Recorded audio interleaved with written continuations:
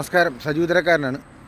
അപ്പോൾ ഇത് നമ്മുടെ പൊന്മുടി പോകുന്ന റോഡാണ്. വിതുര പെട്രോൾ പമ്പിൻ്റെ എൻ്റെ പുറകിലായിട്ട് പെട്രോൾ പമ്പ് കാണാം. ഇതിൻ്റെ കുറച്ചടുത്തായിട്ട് നമ്മുടെ ഈ ഇലക്ട്രിക് വാഹനങ്ങളൊക്കെ ചാർജ് ചെയ്യാൻ വേണ്ടിയിട്ടൊരു ചാർജിങ് പോർട്ട് ഉണ്ടായിരുന്നു ഇവിടെ.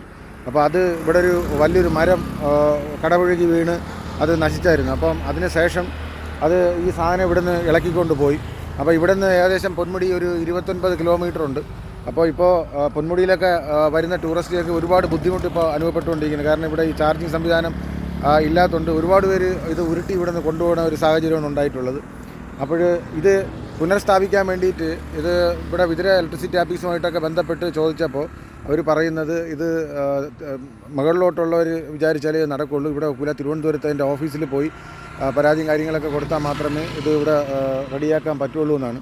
ഇപ്പോൾ ഇത് ഒരു 7-8 മാസമാവും ഇതിവിടെ നശിച്ചു പോയിട്ട്. അതുപോലെ തന്നെ ഈ ചാർജിങ് പോയിൻ്റ് ഇവിടെ സ്ഥാപിച്ചിട്ടുള്ളതാണ്ട് ഈ ഒരു വളവ് ടേണിങ് സ്ഥലത്താണ് ഇത് സ്ഥാപിച്ചിട്ടുണ്ടായിരുന്നത്. അപ്പോൾ ഇവിടെ വണ്ടി കൊണ്ട് പാർക്ക് ചെയ്ത് ഈ പോസ്റ്റിൽ നിന്ന് അത് എടുക്കാൻ ബുദ്ധിമുട്ടായിരുന്നു. കാരണം റോഡിലോട്ടായിരുന്നു വാഹനങ്ങൾ ഇട്ടിരുന്നത്. അപ്പോൾ ഇനി ഇത് വയ്ക്കുമ്പോഴത്തേക്കെങ്കിലും അത് വണ്ടി വന്ന് പാർക്ക് ചെയ്യാൻ വേണ്ടിയിട്ടുള്ള സൗകര്യമുള്ള ഒരു പോസ്റ്റിൽ ഇത് സ്ഥാപിക്കണമെന്ന് ഒരു അപേക്ഷ കൂടിയുണ്ട്.